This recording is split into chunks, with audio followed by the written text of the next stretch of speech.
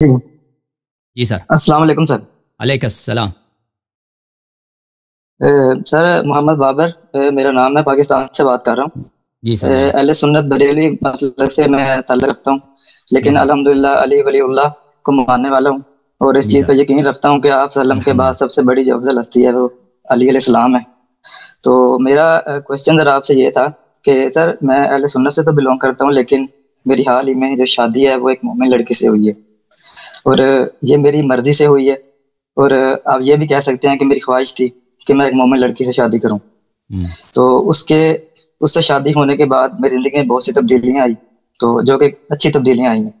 اچھا، کچھ ایشوز میں یہ فیس کر رہا ہوں کہ میری جو وائف ہیں ان کی خواہش یہ ہے کہ یہ جو نماز ہے میں اہل تشریع والی پڑھوں، حالانکہ میں نے اس چیز پہ تحقیق کی ہے، میں نے مولانا اسحاق صاحب، غامدی صاحب ان سے سنا ہے کہ آپ صلی اللہ علیہ وسلم سے یہ ثابت ہے کہ 3 طریقے ثابت ہے نماز کے، کہ انہوں نے رفع یدین کے ساتھ پڑھی ہے، ہاتھ کھول کے پڑھی ہے، ہاتھ چھوڑ کے بھی، باندھ کر ان بھی کو پڑھی ہے۔ چھوڑیں بھائی، ان کو چھوڑیں۔ تو اس میں کوئی اور بھائی اسحاق کو چھوڑیں، اگر بے اچھا دین بننا تو چاہتے ہیں مولوی اس اسحاق چیز کے میں راستے پہ چلیں، بخاری اور اچھا مسلم پہ چلیں نا۔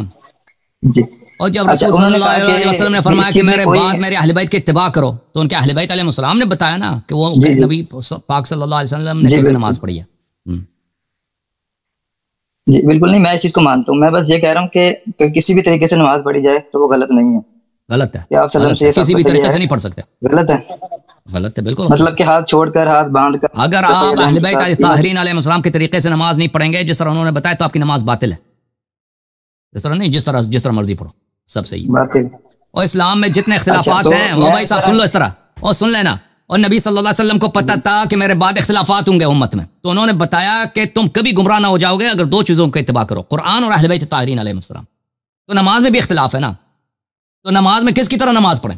جو بخاری مسلم میں لکھا ہے یا جو اہل بیت علیہ السلام نے فرمایا؟ یہ تو خود فیصلہ نبی صلی اللہ علیہ وسلم نے کر دیا کہ تمام اختلافی مسائل میں میرے اہل بیت علیہ السلام سے رجوع کرنا، تو طریقہ پھر بات ہی ختم ہے کہ ہم جیسے مرضی نماز پڑھیں وہ صحیح ہے۔ یا مولوی اسحاق نے کیا بتایا؟ مولوی اسحاق وہ نبی نہیں ہے، نبی محمد ابن عبداللہ صلی اللہ علیہ وسلم، انہوں نے بتایا کہ میرے بعد تمام اختلافی مسائل میں اہل بیت علیہ السلام کی اتباع کرنا تاکہ گمراہ نہ ہو جاؤ۔ سمجھ میں آئی نا بات آپ کی؟ جی جی بہتر ہے۔ اچھا میں آپ سے مشورہ یہ چاہ رہا تھا کہ دیکھیں ان کی خواہش ہے یہ، وہ ایک طرف میری وائف ہیں، ایک طرف میرے والدین ہیں جن کا پورا حسب نسب ہم اہل سنت بریلوی ہیں، میں دونوں کو نہیں کرنا چاہتا کہ ان کو رسوا نہیں کرنا چاہتا، میں دونوں نہ کو میرے لیے دیکھیں، برابر نہ ہیں، عورت اکول کی ہے، بات میں مانے، دونوں کو لینے دونوں نہ مجھے مشورہ والدین دے کی کہ میں بات کیا مانے، کروں، نہ عورت کی بات مانے، نہ میں کیا والدین۔ کروں، رسول یہ صلی اللہ بتائیں۔ علیہ وسلم کی بات حق ہے نا کہ میرے اہل بیت کی اتباع کرو۔ آپ کی وائف جو صحیح کہہ رہی ہیں نا کہ جی تم اہل بیت علیہ السلام، وہ تو کوئی غلط مشورہ تو آپ کو نہیں دے رہی، کہہ رہی ہیں کہ تم اہل بیت طاہرین علیہ السلام کا اتباع کرو، تو کون سی بات صحیح ہے؟ تو واضح ہے، جی ٹھیک ہے نا۔ والدین اگر آپ کو وَإِن جَاهَدَاكَ أَن تُشْرِكَ بِاللَّهِ فَلَا تُطِعْهُمَا، قرآن مجید نے فرمایا کہ اگر آپ کے والدین نے آپ سے اصرار کیا کہ تم اللہ کی مخالفت کرو، اللہ سے شرک کرو، تو ان کی اطاعت نہیں کرنا۔ تو اللہ کی معصیت میں کسی کی اطاعت جائز نہیں ہے۔ فرمان برداری تو والدین سے احسان نیکی کرنا یہ اچھی چیز ہے، وہ بلکہ ضروری ہے، واجب ہے، لیکن یہ نہیں ہے کہ وہ بھائی ان کی وجہ سے آپ غلط راستے پہ چلیں، رسول صلی اللہ علیہ وسلم کا طریقہ چھوڑ دیں۔ اوکے میرے بھائی؟ جی بہتر ہے۔ اچھا ایک اور بات ہے کہ دراصل مجھے کنفیوژن ذرا اس بات سے ہی ہو رہی تھی کہ میں یہ چیز سمجھ رہا تھا کہ آپ صلی اللہ علیہ وسلم سے یہ تینوں طریقے ثابت ہیں تو کسی ایک طریقے سے بھی پڑھنا درست ہے، مجھے ذرا کنفیوژن اس بات ہے کہ میں او اس چیز کو بھائی مانتا ہوں پیغمبر کہ صلی اہل اللہ بیت علیہ کی جو وسلم سے نماز تو ہے۔ ہر طرح کی بات منسوب ہے نا بھائی،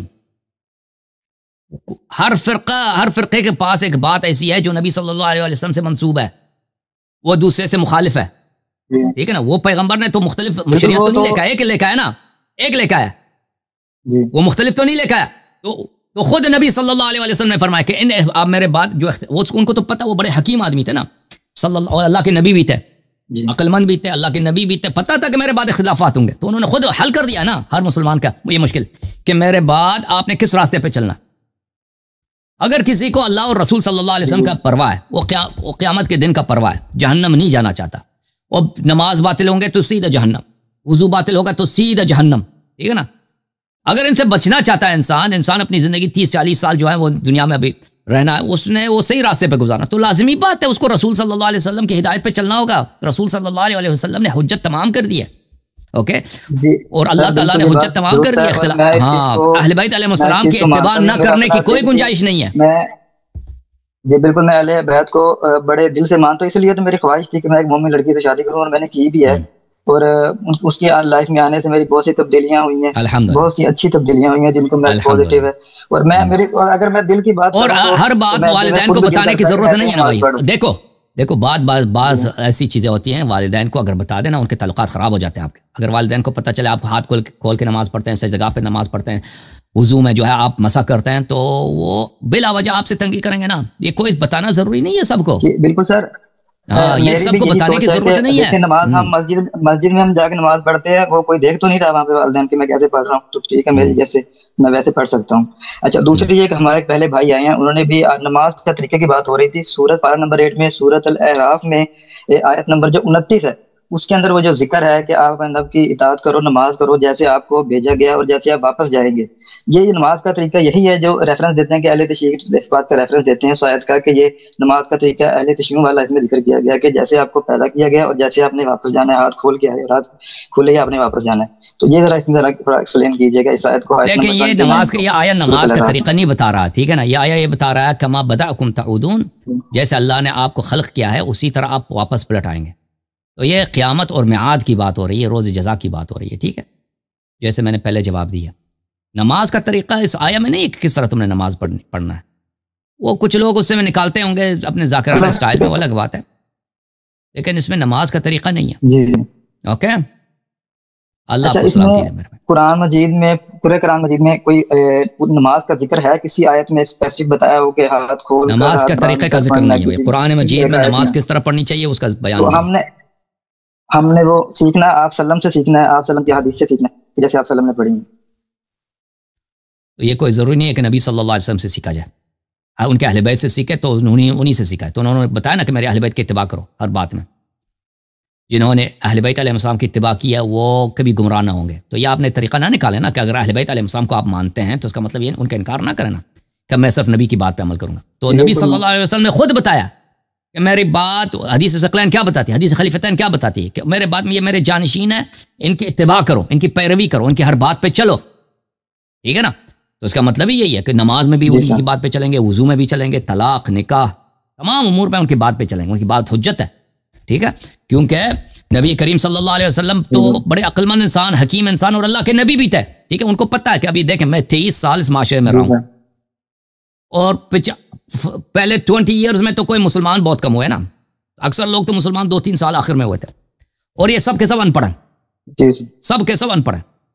اور یہ جو ابھی 2-3 سال سے مسلمان ہوئے ہیں، انہوں نے اکثر یہ تمام مسائل مجھ سے تو سیکھے نہیں ہیں، اور میرے بعد اختلافات ہوں گے، اور میرے بعد بدعات دین میں پیدا ہوں گے. اور یہ کہ میں نے کیسے نماز پڑھی ہے، میں نے کیا کیا، میں نے کیسے وضو، یہ بعض لوگوں میں اختلاف پیدا ہو جائے گا. کیونکہ یہ ان پڑھ لوگوں نے یہ تو یادداشت تو نہیں کریں گے، کتابیں تو نہیں لکھیں گے نا. صحابہ نے کتنی کتابیں لکھی ہیں؟ ایک بھی نہیں لکھا نا.